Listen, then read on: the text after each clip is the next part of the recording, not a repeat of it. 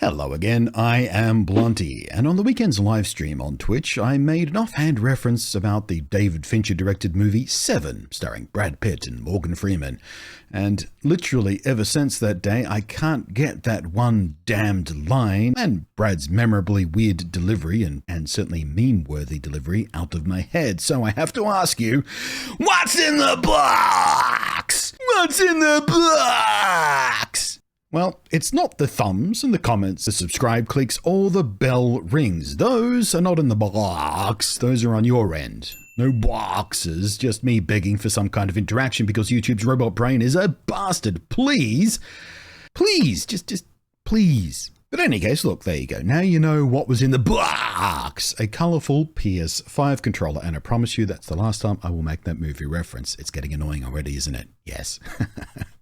A custom PS5 controller. And if you believe the branding from the people who sent it to me for review, it is the ultimate controller. That is ultimate in all caps, by the way, so you have to say it that way. It is the Hex Ultimate Controller.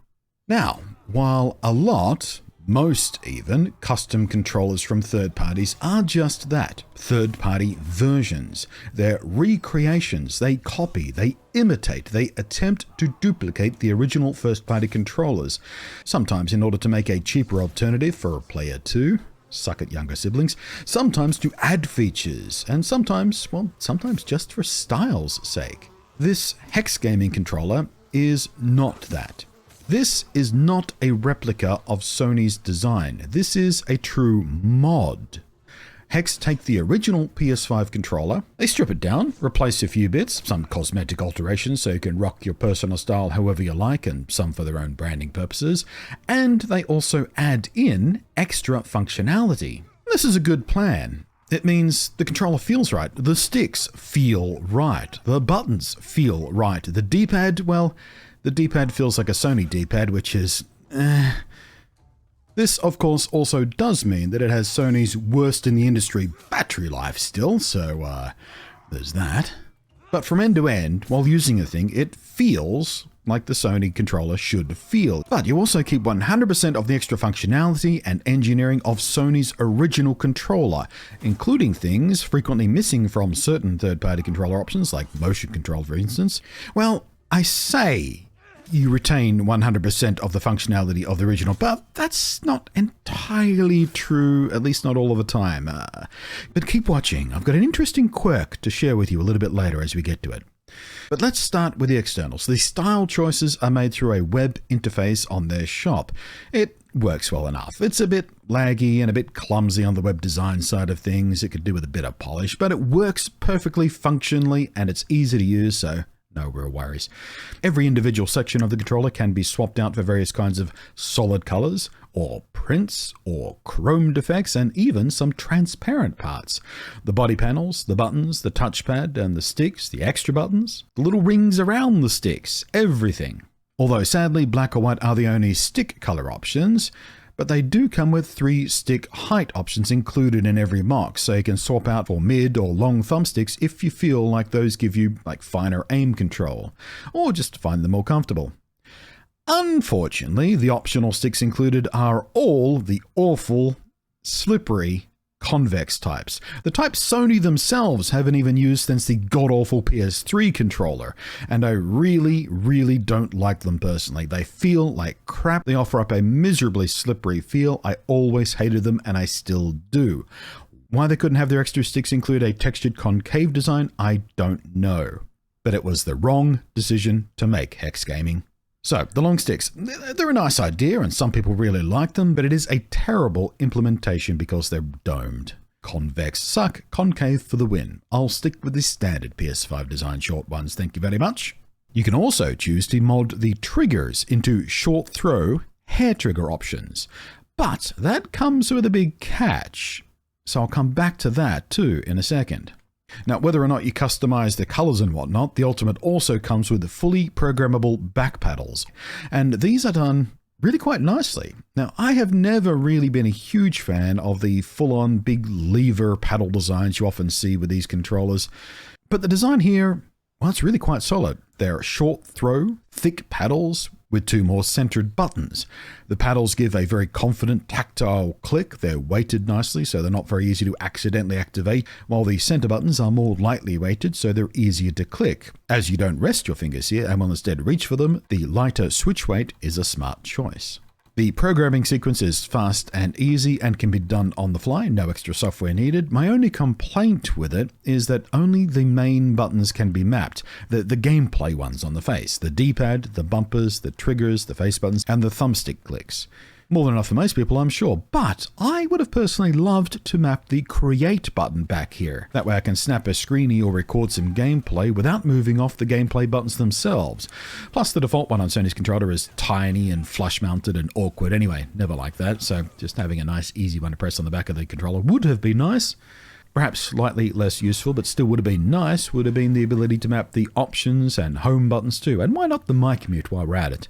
But perhaps the controller's designed in such a way it's harder to map these with whatever kind of add-in board they're installing here. Like I said, not a huge deal, just would have been nice. Now, of course, one of Sony's flagship gimmicks for the PlayStation 5 and its controller is, of course, the clever haptic force feedback triggers, which Sony brands DualSense. And you may have heard me mention hair triggers earlier. And that is an option I chose for my review sample. And they're great.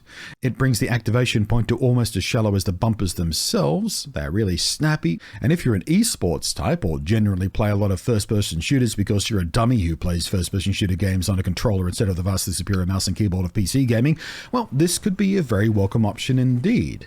That hair trigger instead of a full trigger pull could possibly make a very big difference in your reaction time in very high-skilled gameplay. But, and here's the catch I was referring to earlier, you will of course be completely sacrificing all of the DualSense force feedback stuff if you choose this option. And for some games on the PlayStation 5, and even in some shooters, you might miss that quite a lot. Some PS5 games have actual gameplay mechanics tied to how far back you pull the trigger and with how much force and where you stop it and where you pull the trigger and how much force feedback is happening and whether or not you hit the bottom out click point. Obviously, if you choose the hair trigger option, this controller will make those mechanics utterly unplayable. But that's why you don't throw away the original controller that came with your PlayStation 5, so you can grab that when you need it for those games. Choosing the hair trigger option will make it awesome for some stuff, useless for others. That's just the deal you're making. Personally, I wanted the hair triggers not because I'm an unstoppable moron who plays shooters on a console instead of my PC, because who does that? But because of Monster Hunter Rise, believe it or not. It, of course, is getting a PC port in January, and is a game that was originally designed for the Nintendo Switch, whose own native controllers do not have analog travel on the triggers.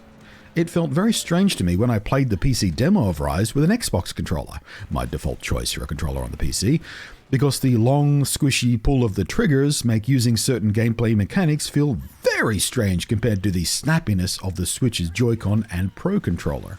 And yes, I know, I can just use a Switch Pro controller on the PC. I know, it's supported there. Steam supports it natively, no worries.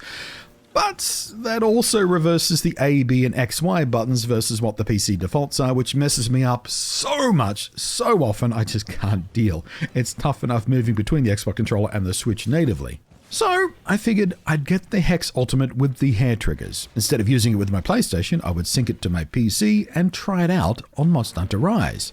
Steam, of course, also having built-in native support for the PlayStation 5 controller, including the touchpad and motion controls, and even full control over the color of the RGB lights. And, unsurprisingly, it works great. I mean, underneath it all, it is a default PlayStation 5 controller, so there shouldn't be any compatibility issues here on PC. And, I mean, the inferior symmetrical stick layout PlayStation insists on, and the subsequent repositioning of the D-pad still messes up some of my Monster Hunter muscle memory, but the triggers and their respective gameplay mechanics feel way better now. Back to how they were designed to feel for this game. And, of course, at the end of all this, the hair triggers are an option. So if sacrificing the DualSense haptics is just too much for you, you don't have to in order to get the other enhancements and custom cosmetics of the Hex Ultimate. But aside from my personal taste and wanting to try it out with Monster Hunter, I figured it's a review, I'd better check off every box on my sample. But yeah, as far as custom controllers go for the PlayStation 5, including programmable back paddles and buttons, this really is the best option I've tried so far. It won't come cheap though. The base price of just under $200 basically is double the stock price of Sony's untouched controller. For that, you get the extra sticks and you get the programmable back panel installed. The fast shot hair triggers add about $30, and every single individual part you swap out for new colors adds a little bit extra to the price. So the more you change, the more expensive it gets. And if you swap out everything that can be swapped out, as I did because this is a review and I kind of had to, the price jumps to $299.99. And that's a lot of cash for a game controller. 300 US smackaroos could get you an entire console, for example. But for that money, you do get a completely custom job. Every color and option and panel and button done down to your own personal specifications and tastes and colorways and functional choices. And if you are an enthusiast gamer, someone really passionate about this stuff, this can be its own delight in its own right. It is an indulgence, not an investment. But it is a nicely done indulgence.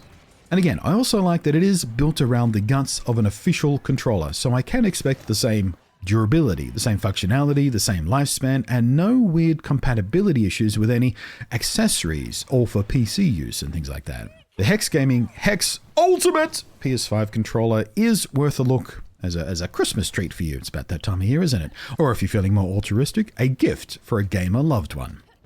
Thank you very much for watching. Thank you as always to the patrons scrolling up above. I am Blunty, and I will catch you next time.